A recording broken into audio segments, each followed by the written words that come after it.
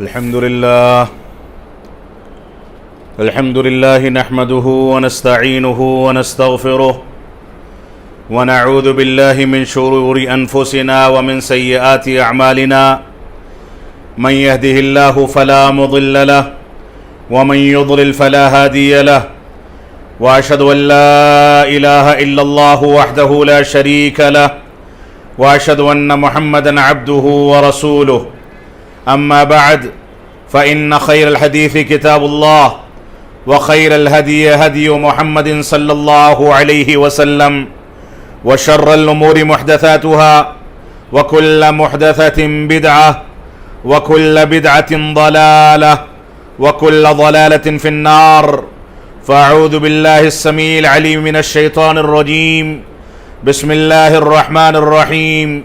يا أيها الذين آمنوا قوا أنفسكم وأهليكم نارا وقودها الناس والحجارة عليها ملائكة غلاظ شداد لا يعصون الله ما أمرهم ويفعلون ما يؤمرون وقال النبي صلى الله عليه وسلم ألا كلكم راع وكلكم مسؤول عن رعيته۔ محترم سامعین کرام، بزرگان دین، نوجوانان ملت اسلامیہ، اللہ رب العالمین نے ہمیں اس دنیا میں جس مقصد کے لیے پیدا فرمایا ہے وہ بنیادی مقصد رب کائنات کی توحید اور اس کی توحید کے تقاضوں کی تکمیل کرنا، اللہ رب العالمین کی عبادت کو انجام دینا اور اللہ رب العالمین کے ساتھ کسی بھی قسم کا شرک نہ کرنا، یہ انسانیت کی پیدائش کا اور انسانیت کی تخلیق کا بنیادی مقصد ہے۔ اور مسلمان ہونے کی حیثیت سے ہر فرد بشر پر، ہر مسلمان پر جو ذمہ داریاں عائد ہوتی ہیں ان میں سے ایک بنیادی ذمہ داری، اور اگر یہ کہا جائے کہ موجودہ دور کا سب سے زیادہ سینسیٹیو اور سب سے زیادہ حساس مسئلہ جو مسلمانوں کے سامنے ہے وہ یہ ہے کہ مسلمان نئی نسل کی اسلامی تربیت، اپنی آل اولاد کی اسلامی تربیت، ان کو رب کائنات کے آگے جھکنے، اس کی توحید کو بجا لانے اور دنیا میں اپنے تخلیق کے مقصد کو سمجھنے کے لیے ہم اپنی نئی نسلوں کو کتنا ٹرینڈ کرتے ہیں، یہ ایک بنیادی مقصد ہے۔ آج کے دور میں ہماری ذمہ داری کہ ہم نے آل اولاد کی کتنی تربیت کی، اپنے بچوں کو کتنا اسلام سے جوڑا، اللہ رب العالمین کو پہچاننے کے کون سے وسائل اختیار کیے، اللہ رب العالمین کی شکر گزاری کے لیے ہم نے کتنا تگودو کی اور کتنا سعی کی، یہ بنیادی مسائل ہیں۔ آج کے دور میں زندگی گزارنے والے دنیا میں پیدا ہوتے ہیں اور پیدا ہو کر کے اس دنیا سے رخصت ہو جاتے ہیں۔ دنیا میں پیدا ہونے والے دنیا میں پیدا ہو کر کے دنیا کو کماتے ہیں، مال و دولت جمع کرتے ہیں اور اس دنیا سے رخصت ہو جاتے ہیں، لیکن بنیادی طور سے ایسے افراد جو رب کائنات کے ذریعے پیدا کیے گئے، اللہ رب العالمین کی توفیق سے ان کو دنیا میں وجود ملا، اگر وہ رب کائنات کو پہچاننے میں ناکام رہ گئے، اپنے مولائے حقیقی کی شکر گزاری ادا کرنے میں ناکامی کا شکار ہو گئے، انہوں نے اس بات کو نہیں سمجھا کہ ان کا دنیا میں پیدا ہونے کا مقصد کیا ہے، اس بات کو نہیں سمجھ سکے کہ توحید کے تقاضے کیا ہیں، اس بات کو نہیں سمجھ سکے کہ اتباع رسول اور اس کے تقاضے کیا ہیں، اس بات کو نہیں سمجھ سکے کہ صحابہ کرام کا مقام، ان کی عظمت کیا ہے۔ اگر اس بات کو ہم نہیں سمجھ سکے تو ایسی صورت میں رب کائنات قرآن مجید کے اندر ایسے لوگوں کے بارے میں ایک تعبیر پیش فرماتا ہے اولئک کالانعام بل ہم اضل، کہ ایسے لوگ جو رب کائنات کی بنائی ہوئی دنیا اور ایک حقیر پانی کے ذریعے، اپنے ماں باپ کے وسیلے کے ذریعے اس دنیا میں وجود میں آئے، اگر رب کائنات کے شکر گزار نہیں بن سکے، اپنی پیدائش کے مقصد کو نہیں سمجھ سکے، اللہ رب العالمین کو یاد کرنے کا حق ادا نہیں کر سکے، 5 वक्ता नमाजों में बाजमात नमाज में हाजिरी दे करके मस्जिदों को आबाद नहीं कर सके, अगर वो दुनिया में ऐसे ही आए और ऐसे ही गुजर गए तो अल्लाह रब्बुल आलमीन फरमाता है ये चौपाए हैं, चौपाए से गए गुजरे हैं। एक चौपाया इस दुनिया में पैदा होता है, वो जानता है कि क्या खाना है, क्या पीना है, वो जानता है कि कैसे चलना है, कहां सोना है, बच्चों की तरबियत कैसे करनी है, उनको दूध कैसे पिलाना है। एक चौपाया भी इस दुनिया के अंदर जब आता है तो लाजमी चीजें उसको सिखा दी जाती हैं। लेकिन एक इंसान जिसको हकीर पानी से तो पैदा किया गया, लेकिन नक्लो शऊर दी गई, उसको बताया गया कि पैसा कैसे कमाना है, उसको बताया गया कि माँ बाप की नेमतों को कैसे पहचानना है, उसको ये शऊर दिया गया कि हर चमकती चीज सोना नहीं होती, बल्कि कुछ चमकने वाली चीजें हमको जला करके राख भी कर सकती हैं। ये इंसान जिसको रब्बे कायनात ने अक्ल शऊर अता फरमाया, फहम अता फरमाया, समझदारी दी, चलने का सलीका बताया और उठने बैठने के आदाब सिखाए, ये इंसान अगर अक्ल शऊर रखने के बावजूद रब्बे कायनात को न पहचान सके,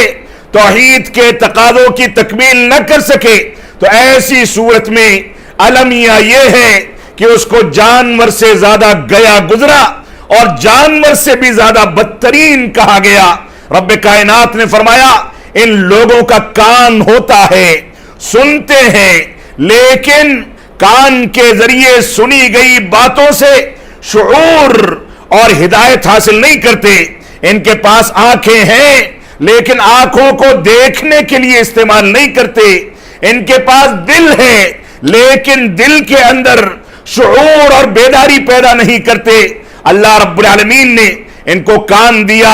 आंख दी, दिलो दिमाग दिया, सिन्ने शुऊर को पहुंचाया, सोचने समझने की सलाहियतें दी। अगर उसके बावजूद ये सोचते समझते नहीं हैं, तो ऐसी सूरत में इनकी मिसाल जानवरों से कहीं ज्यादा गई गुजरी है। आज हमारे अंदर ये शुऊर पैदा होना चाहिए। हमको अपनी गिरेबानों में झांक करके ये सोचना चाहिए कि हम कितने पानी में खड़े हैं। हमने रब्बे कायनात के कौन से ज़ाब्ते को अपनाया, किन चीजों से रूगर्दानी की, तौहीद से कितनी सरकशी की, कितनी वफादारी की, इत्तिबाए रसूल का कितना हक अदा किया, सहाबे किराम के मकाम को कितना समझा, बड़ों के एहतराम को कितना समझा, छोटों पर शफकत करने के आदाब कितने सीखे, कुरान मजीद से कितनी हिदायत पकड़ी, चलने फिरने के आदाब, सोने जागने के आदाब, खाने पीने के आदाब। कौन सी ऐसी चीज है जिसमें हमारे नबी ये आखिर ज़मा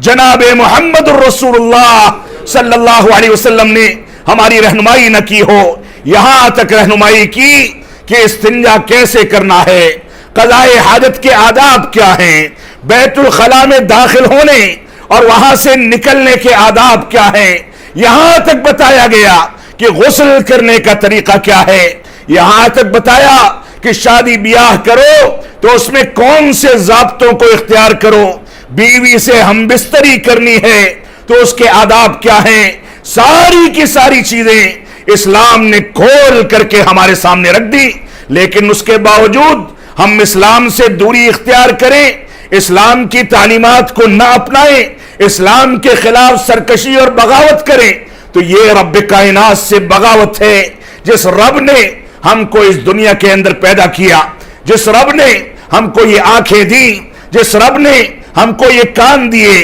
जिस रब ने हमको ये जबान दी, जिस रब ने हमको ये दिलो दिमाग दिया, जिस रब ने हमको चलना सिखाया, पकड़ना सिखाया, बोलना सिखाया, खाने पीने के वसाइल मुहैया किए, वो रब शुक्रगुजारी का तकाजा करता है। वो रब हमसे इस बात का मुतालबा करता है कि हम उसके दीन के मुताबिक जिंदगी गुजारें। अगर ये जिंदगी दीन की मुखालफत में चली गई, दीन के खिलाफ सरकशी करने में गुजर गई, तो हमारी मिसाल जानवर नहीं جانوروں سے کہیں زیادہ گئی گزری ہے۔ اور آپ اسلامی دستور کو اٹھا کر کے دیکھ لیں، اسلامی ضابطے کو دیکھ لیں، اسلامی آداب کو دیکھ لیں۔ اللہ کے نبی صلی اللہ علیہ وسلم نے اسی اسلامی تربیت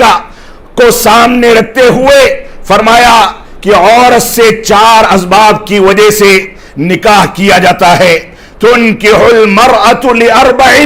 4 اسباب ہیں جن کی بنیاد پر ایک عورت کو اپنے گھر کی بیوی یا بہو بنایا جاتا ہے۔ ایک تو اس کا مال و دولت، ایک اس کا حسن و جمال، ایک اس کا خاندان نسب، اور ایک اس کی دینداری۔ اللہ کے نبی صلی اللہ علیہ وسلم فرماتے ہیں فَاظْفَرْ بِذَاتِ الدِّینِ، دینداری کو ترجیح دے کر کے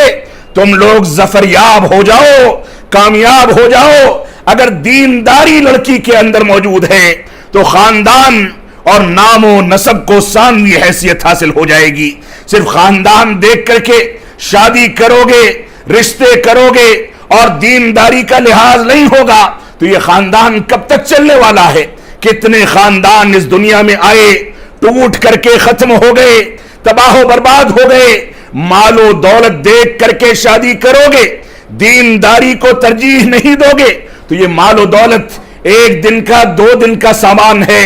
انسان کماتا ہے اور تباہ ہو جاتا ہے۔ اور اگر تم نے عورت کے حسن و جمال کو دیکھ کر کے شادی کی اور دینداری کو نظر انداز کر دیا تو 2 دن کی خوبصورتی، لذت حاصل کرنے کی خوبصورتی ہے، اس کے بعد ساری زندگی انسان اس کی جانب توجہ نہیں دیتا ہے۔ اس وجہ سے اگر مال و دولت کو، خاندان اور نام و نسب کو، حسن و جمال کو ترجیح دینی ہے تو پہلے دینداری کو دیکھ لو۔ اگر کوئی لڑکی دیندار بھی ہے، خوبصورت بھی ہے، نام و نسب والی بھی ہے، مال و دولت والی بھی ہے تو بہت اچھی بات ہے، لیکن بنیادی طور سے اسلام نے انسانیت کی ابتدا،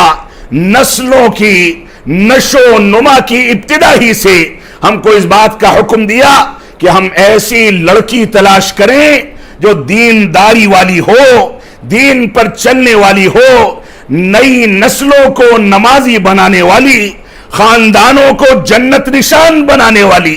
آنے کے بعد ساس بہو کے جھگڑے شروع ہو جائیں، ایسی لڑکیاں نہ لائی جائیں۔ آنے کے بعد بچوں کو نمازی بنانے کے بجائے سینما گھروں کا عادی بنایا جائے، بڑوں کی ناقدری پر اکسایا جائے، غلط انداز کی تربیت دی جائے، ایسی لڑکیاں تلاش کر کے نہ لائی جائیں۔ اسلام نے بنیادی رہنمائی کرتے ہوئے فرما دیا فَاظْفَرْ بِذَاتِ الدِّینِ، دینداری کو ترجیح دے کر کے تم لوگ کامیاب ہو جاؤ۔ یہ دینداری ساری کی ساری چیزوں کو سمیٹ لیتی ہے۔ اگر دینداری ہے تو دینداری کی خوبصورتی انسان کی شکل و صورت کی خوبصورتی پر بھاری ہے۔ اگر دینداری کی خوبصورتی موجود ہے تو مال و دولت کے آرام و آسائش پر بھاری ہے۔ اگر دینداری کی خوبصورتی موجود ہے تو نام و نسب اور خاندان کی خوبصورتی پر بھاری ہے۔ لہذا دینداری کو ترجیح دے کر کے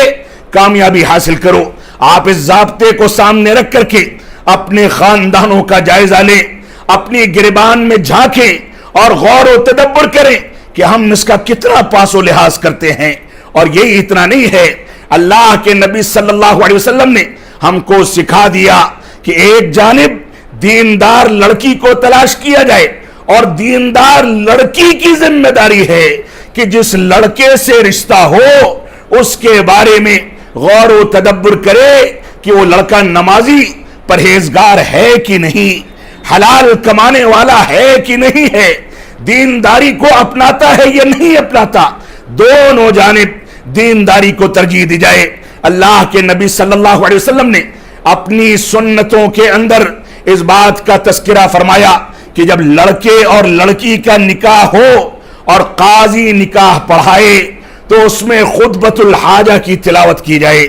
3 آیتوں کی تلاوت کی جائے۔ ان تینوں آیتوں میں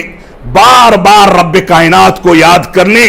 اس کی خشیت کو اختیار کرنے، اس کے تقوی کو اپنانے، اللہ رب العالمین کی خاطر سچائی سے کام لینے، اللہ اور اس کے رسول کی اطاعت کرنے، اپنی زندگی اور اپنی حیثیت کو سمجھنے، خاندانوں کے مقام کو سمجھنے، سچائی سے کام لینے اور تقوی اور پرہیزگاری کو اختیار کرنے کا بار بار حکم دیا گیا۔ انسان کو دینداری کی بنیاد پر رشتہ قائم کرنے اور اسی دینداری کی تاکید کے لیے خطبۃ الحاجہ میں، خطبہ نکاح میں بار بار دینداری اور تقوی اور پرہیزگاری کی تلقین کر کے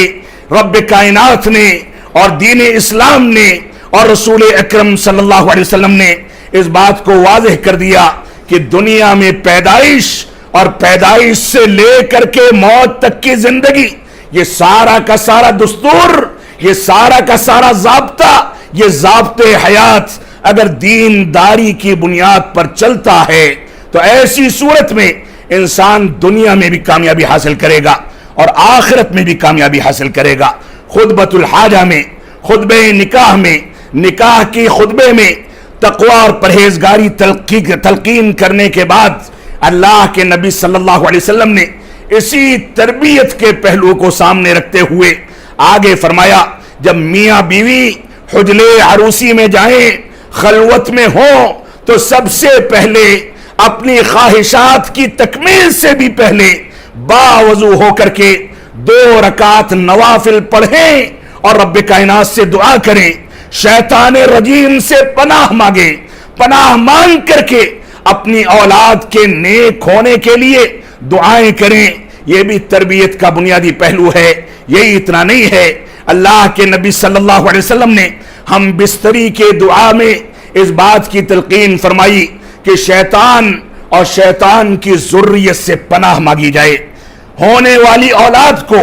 شیطان سے محفوظ رکھنے کے لیے دعائیں کی جائیں۔ اور اس کے بعد اللہ کے نبی صلی اللہ علیہ وسلم نے فرمایا کہ اگر رب کائنات کی تقدیر سے حمل ٹھہرتا ہے تو عورت کے لیے 9 مہینے تک اس کی ماہواری سے اس کو نجات دے کر کے مستقل طور سے رب کائنات کی عبادت کے لیے موقع دے دیا گیا، فرصت مہیا کر دی گئی۔ محدثین کہتے ہیں کہ عورت کو ان ایام میں کثرت کے ساتھ دعائیں کرنی چاہیے، نیک کاموں میں بڑھ چڑھ کر کے حصہ لینا چاہیے، کیونکہ پیٹ میں پلنے والا بچہ یہ اپنی ماں کی حرکت و نقل کو پیٹ ہی سے قبول کرتا ہے اور وہیں سے اس کی تربیت شروع ہو جاتی ہے۔ پیدائش کے بعد بچے کے بارے میں اللہ کے نبی صلی اللہ علیہ وسلم نے فرمایا کہ کوئی نیک آدمی اس کو تحنیک کر دے، اپنا جھوٹا شہد یا کھجور کوئی چیز کوچ کر کے اس کو چٹا دے تاکہ نیک آدمی کے اثرات اس بچے کے اندر منتقل ہو سکے۔ اور یہی اتنا نہیں ہے، اللہ کے نبی صلی اللہ علیہ وسلم فرماتے ہیں مروا اولادکم بالصلاۃ وهم ابناء 7 واضربوهم وهم ابناء 10 وفرقوا بین المضاجع۔ فرمایا کہ جب تمہارے بچے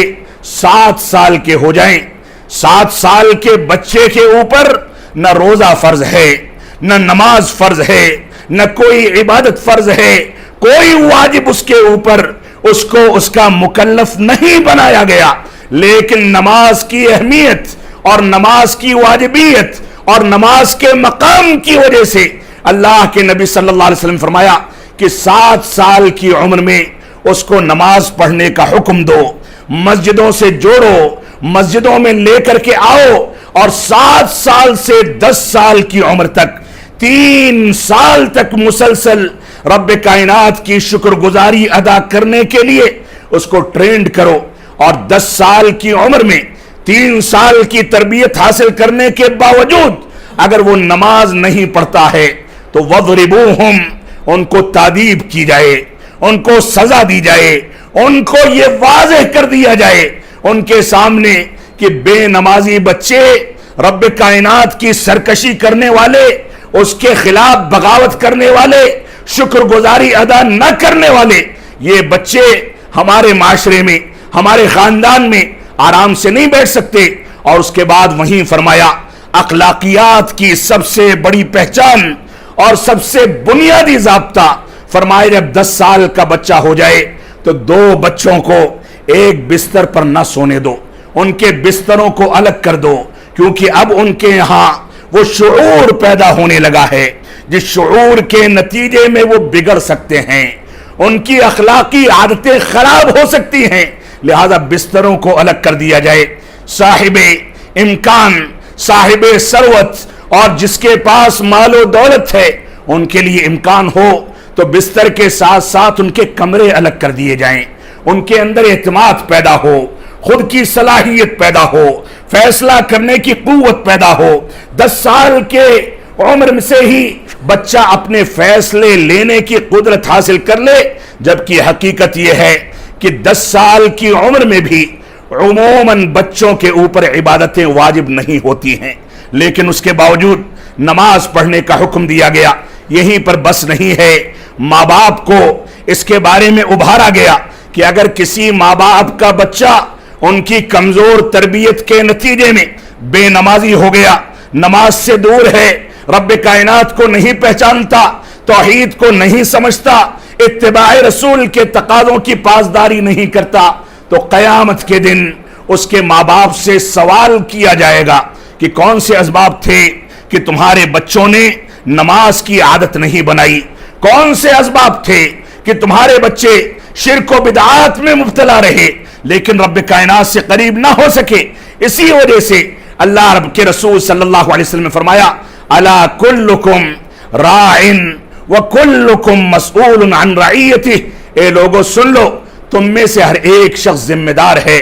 اور ہر ایک شخص سے اس کی ذمہ داریوں کے بارے میں سوال کیا جائے گا، پوچھا جائے گا کہ تمہیں بچے دیے گئے، یہ بچہ جب گھر میں پیدا ہوتا ہے اس وقت ماں باپ کی خوشی کا جو ٹھکانہ ہوتا ہے، اس کو دیکھیں، مٹھائیاں تقسیم ہوتی ہیں، لوگوں کو بتایا جاتا ہے، موجودہ ترقی یافتہ دور میں اس کے فوٹوز شیئر کیے جاتے ہیں، اس کے ویڈیوز بنائے جاتے ہیں، اور وہ بچہ جب چلنے لگتا ہے تو اس کی پہلے بار جب وہ چلتا ہے تو اس کی حرکت و نقل کو ریکارڈ کیا جاتا ہے، وہ بچہ جب بولنے لگتا ہے، پہلی بار ماں باپ کا نام لیتا ہے، ماں کو اماں اور باپ کو کچھ کہہ کر کے پکارتا ہے، تو خوشی کی لہریں ہمارے خاندانوں کو جھومنے کے لیے آمادہ کر دیتی ہیں، لیکن اسی بچے کی اس سن شعور کو پہنچتے پہنچتے ان حرکت و نقل کو بدلتے بدلتے ہم یہ نہیں سوچتے کہ اب تک یہ بچہ دودھ مانگنے کی طاقت نہیں رکھتا تھا، روتا تھا تو اس کو ماں باپ دودھ دیتے تھے، بول نہیں سکتا تھا، خود اٹھ کر کے بیٹھ نہیں سکتا تھا، بیٹھنے کے بعد چل نہیں سکتا تھا، بستر سے گرنے کا خدشہ ہوتا تھا تو ہم کنارے کوئی چیز رکھ دیتے تھے کہ کروٹ بدل کر کے بچہ نیچے گر جائے اور اس کو تکلیف نہ ہو جائے، لیکن ہم اس بات کو بھول جاتے ہیں کہ یہ ساری حرکت و نقل، یہ ساری کی ساری توفیق، یہ بیٹھنے کا ہنر، یہ بولنے کی قوت، یہ مانگنے کی طاقت، یہ پکڑنے کی طاقت اور بچے کو سن شعور تک پہنچنے کی استطاعت اور اس کی قوت یہ کس رب نے دی ہے؟ اگر ہم اس بات کو سمجھ جائیں تو جہاں ایک جانب آل اولاد کی نعمتوں پر خوش ہوتے ہیں، وہیں دوسری جانب ان کی تربیت اور رب کائنات کے دین کو سمجھ کر کے ان کے ذہن و دماغ میں بیٹھانے کے لیے ہم ان کی اسلامی تربیت بھی کریں گے۔ اللہ کے نبی صلی اللہ علیہ وسلم نے فرمایا کل مولود یولد علی الفطرہ فابواہ یہودانہ او ینصرانہ او یمجسانہ، اور بعض روایات میں ہے او یشرکانہ، کہ ہر پیدا ہونے والا بچہ فطرت اسلام پر پیدا ہوتا ہے، فطرت توحید پر پیدا ہوتا ہے۔ ہر پیدا ہونے والا بچہ چاہے وہ یہودیوں کے گھر میں پیدا ہو، نصرانیوں کے گھر میں پیدا ہو، آتش پرستوں کے گھر میں پیدا ہو، مشرکوں کے گھر میں پیدا ہو، غیر مسلموں کے گھر میں پیدا ہو، کہیں بھی پیدائش پائے، لیکن حقیقت یہ ہے کہ وہ فطرت اسلام اور فطرت توحید پر پیدا ہوتا ہے، لیکن پیدا ہونے کے بعد اس کورے کاغذ پر اس کے ماں باپ شرک و بدعات لکھیں تو وہ بدعتی و مشرک ہو جائے گا، اس کے ماں باپ اگر آتش پرستی لکھیں تو وہ آتش پرست ہو جائے گا۔ پیدا ہونے کے بعد उस कोरे कागज पर माँ बाप दुनिया के रसूम व रिवाज लिख लें तो वो दुनिया का दीवाना हो जाएगा, और पैदाइश के बाद अगर उसके माँ बाप उसके ऊपर तौहीद का पैगाम, इस्लाम की तालीमात, रब्बे कायनात को पहचानने का हुनर लिखते हैं तो उसी लिहाज से बच्चा नेक और सालिह पैदा होता है। लिहाजा हमारी ये जिम्मेदारी है कि हम जहां दुनिया को वक्त दें वहीं दीन के लिए एक वक्त खास करके बच्चों की इस्लामी तरबियत के बारे में गौर व फिक्र करें। अल्लाह रब्बुल आलमीन का फरमान जो आयत करीमा शुरू में तिलावत की गई उसमें रब्बे कायनात ने फरमाया, या अय्युहल्लज़ीना आमनू कू अनफुसकुम व अहलीकुम नारा, ए लोगो, ए ईमान वालो, अपने आप को, अपने अहलो अयाल को उस दोज़ख से डराओ जिस दोज़ख का ईंधन खुद इंसान और पत्थर होंगे, जिसके ऊपर ऐसे फरिश्ते मुसल्लत कर दिए गए हैं जो फरिश्ते वही करते हैं जो उनको हुक्म दिया गया, और जिन चीजों से उनको रोक दिया गया उन चीजों से दूर रहते हैं। लिहाजा उस अजाब के दिन से, उस दर्दनाक दिन से, जिस दिन के बारे में कुरान मजीद गोया है, कहता है यौम यजअलुल विल्दान शीबा, जिस दिन छोटे मोटे दूध पीते मासूम बच्चे बूढ़े होते चले जाएंगे, उनके बाल पक जाएंगे। उस दिन जिस दिन दूध पिलाती माएं अपने बच्चों को भूल जाएंगी, जिस दिन किसी के पेट में हमल है तो हमल साकत कर दिया जाएगा, जिस दिन पहाड़ रुई के गाले की तरह से उड़ते फिरेंगे, जिस दिन नफसी नफसी का आलम होगा, सूरज सवा नेज़े पर होगा और इंसान अपने अमल के मुताबिक अजाब में गिरफ्तार कर लिया जाएगा। उस दिन के लिए हमको अभी शुऊर पैदा करना होगा, और अगर हमने नई नस्लों की इस्लामी तरबियत कर दी है तो अल्लाह के नबी सल्लल्लाहु अलैहि वसल्लम ने सबसे बड़ा इनाम हमको बयान करते हुए फरमाया कि इदा मातल इंसान इनक़ता अन्हु अमलुहु इल्ला मिन सलास, जब इंसान मर जाता है, दुनिया से गुजर जाता है तो उसके अमाल का सिलसिला रोक दिया जाता है सिवाय 3 चीजों के। इनमें एक बुनियादी चीज है औ वलदिन सालिहिन यदउ लहू, उसका नेक बच्चा जो उसके लिए दुआएं करे। अगर आज आप इस्लामी तरबियत के मुताबिक नई नस्लों को इस्लाम पर ला करके खड़ा करते हैं तो दुनिया से रुखसत हो जाएं, कोई फिक्र करने की जरूरत नहीं है। इन बच्चों का वजूद, इन बच्चों की दुआएं, नई नस्लों की नमाजें, नई नस्लों की इबादतें, नई नस्लों का नेकियां करना, ये हमारे लिए सदक़े जारिया होगा। ये चीज मरने के बाद भी हमको फायदा पहुंचाने वाली है। तो मौजूदा दौर जो कि पुरफितन दौर है, ऐसा दौर जिसके बारे में अल्लाह के नबी सल्लल्लाहु अलैहि वसल्लम ने फरमाया, एक शख्स सुबह के वक्त में मुसलमान बेदार होगा और रात में काफिर होकर के सोएगा। एक शख्स रात के वक्त में मुसलमान होकर के रात करेगा और सुबह बेदार होगा तो काफिर हो चुका होगा। ये दौर जो शहवात के और शुबहात के फितने का दौर है, इस दौर में अगर हमने इस्लामी तालीमात को अपना करके उसके मुताबिक नई नस्लों की तरबियत कर दी तो इन फितनों से हम बच सकते हैं और हमारी आने वाली नस्लें कुरान और सुन्नत के मुताबिक इज्जत व वक़ार वाली जिंदगी गुजार सकती हैं। अल्लाह के नबी सल्लल्लाहु अलैहि वसल्लम ने इस तरबियत के लिए कौन से ऐसे जतन हैं जो ना फरमाए हों। बच्चों के साथ उठते बैठते तो सलाम में पहल करते, अब बच्चों के साथ उठते बैठते तो उनको सिखाते कि ए बच्चे सीधे हाथ से खाओ, बिस्मिल्लाह करके खाओ, और उल्टे हाथ का इस्तेमाल खाने पीने के लिए ना किया जाए। अल्लाह के नबी सल्लल्लाहु अलैहि वसल्लम की तरबियत का यह आलम था कि एक छोटा सा बच्चा जिसने एक परिंदा पाल रखा था, सही बुखारी की रिवायत है, उसमें फरमाते हैं इमाम बुखारी रहमतुल्लाह अलैह कि अल्लाह के नबी सल्लल्लाहु अलैहि वसल्लम कहते थे, या अबा उमैर मा फ़अल नुगैर, अबू उमैर बच्चे की कुन्नियत थी, नुगैर एक परिंदे का नाम था। अल्लाह के नबी सल्लल्लाहु अलैहि वसल्लम उससे खेलने के लिए, اس کے ساتھ چہل کرنے کے لیے، اس کے ساتھ ہنسی مذاق کرنے کے لیے اس کے گھر کے پاس سے گزرتے تو گھر میں داخل ہو جاتے، بچے کو بلاتے، اس کے ساتھ ہنسی مذاق کرتے۔ ایک دن دیکھا کہ بچہ کسی کونے میں اداس ہو کر کے، غم زدہ ہو کر کے بیٹھا ہے، تو اللہ کے نبی صلی اللہ علیہ وسلم نے فرمایا کہ کیا معاملہ ہے، بچہ اداس کیوں ہے، غمگین کیوں ہے؟ تو صحابہ کرام نے بتایا وہ پرندہ جس سے یہ کھیلا کرتا تھا وہ مر گیا ہے، اس وجہ سے یہ اداس ہے۔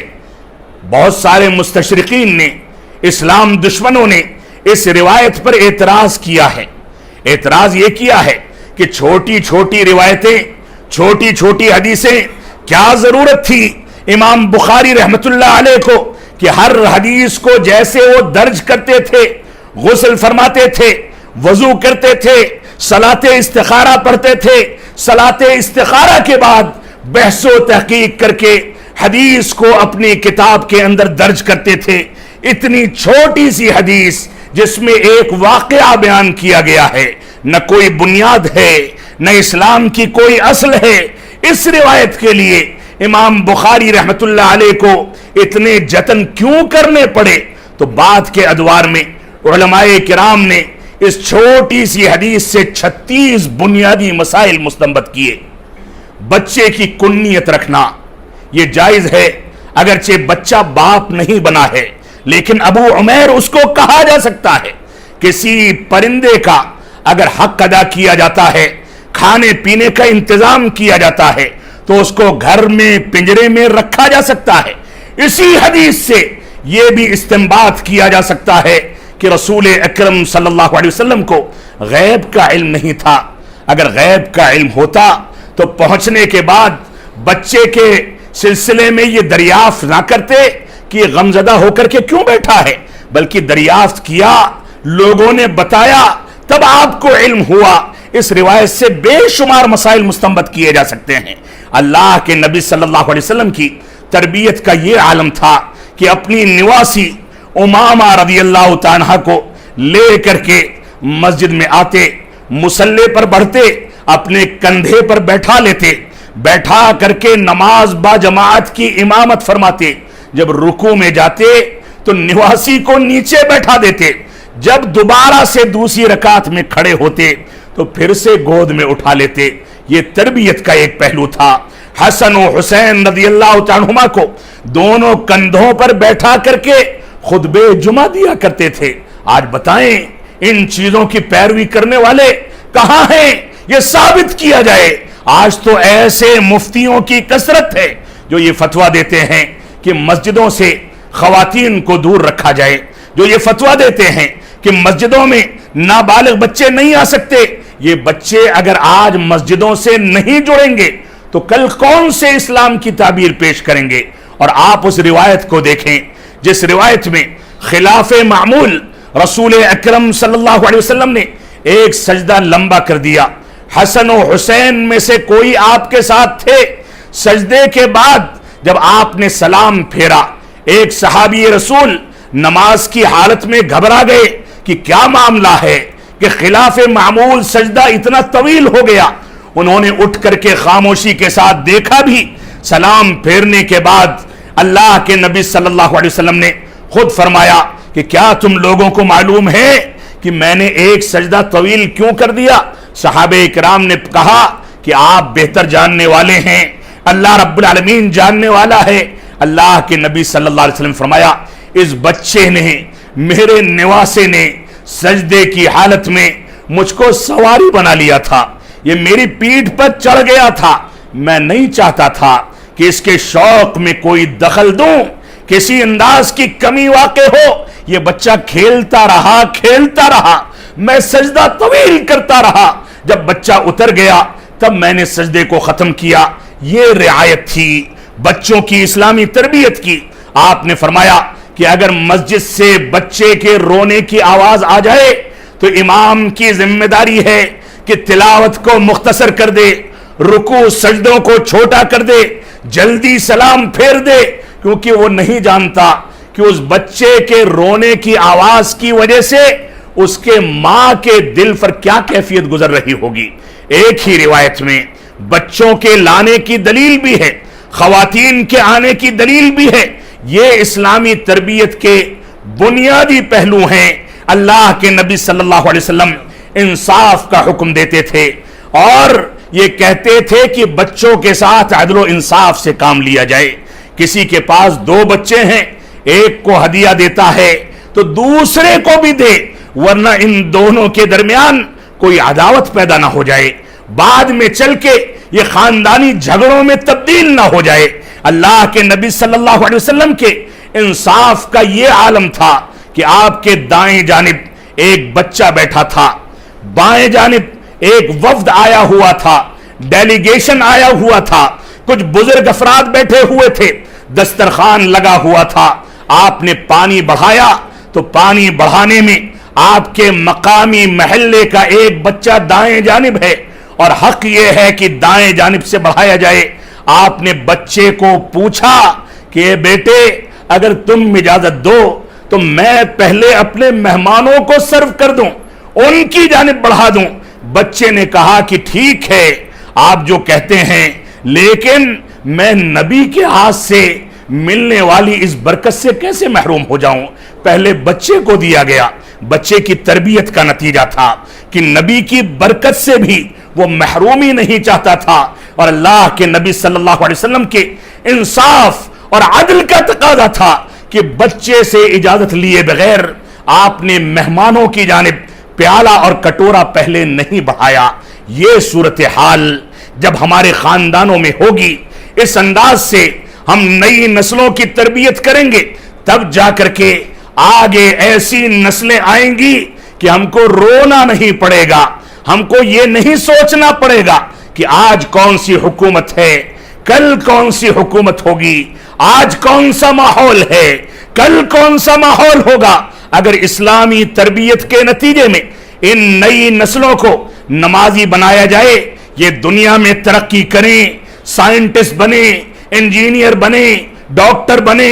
آسمانوں کی سیر کریں، پنڈبیوں میں گھومیں، کہیں بھی جائیں، لیکن اگر ان کی اسلامی تربیت کر دی گئی ہے تو دنیا کے کسی بھی خطے میں ہوں، آسمان پر ہوں،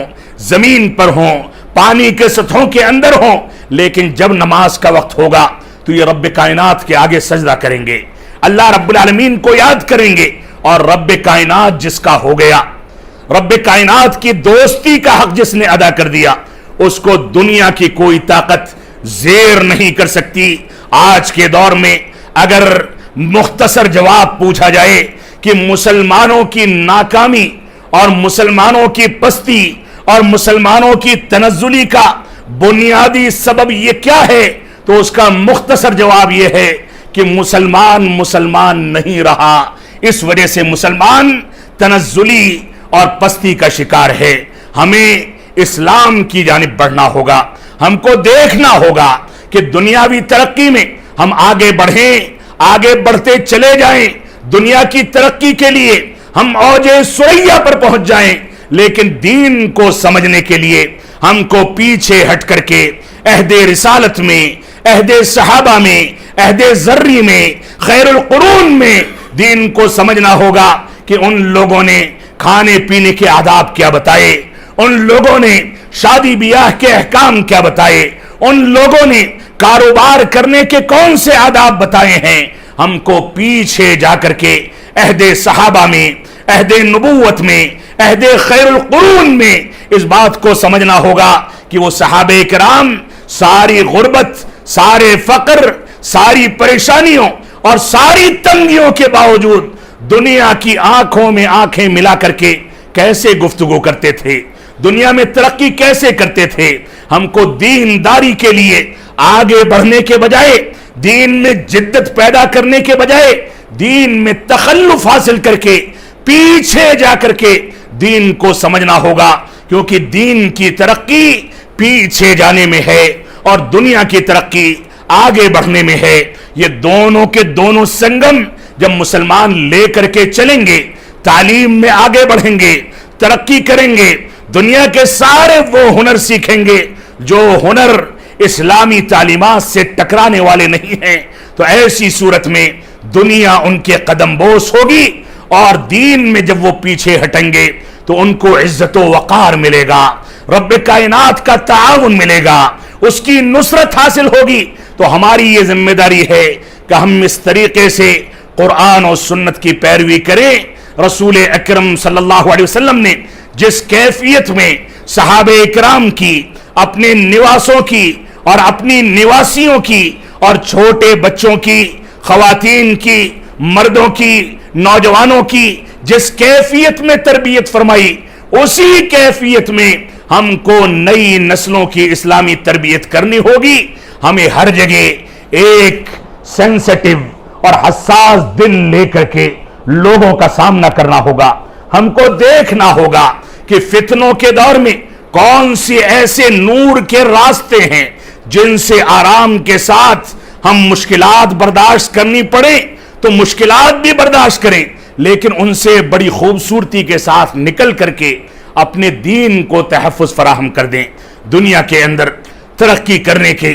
بے شمار وسائل ہیں، لیکن اگر وہ وسائل ہمارے دین سے ٹکرا جائیں تو وہ ترقی نہیں بلکہ شیطان کی غلامی ہے، وہ ترقی نہیں بلکہ حرام خوری ہے۔ اور اللہ کے نبی صلی اللہ علیہ وسلم فرمایا، اس بات کو سمجھ لیں، فرمایا صحیح مسلم کی روایت ہے، فرمایا کہ ایک شخص دور کے سفر سے پرابندہ بال،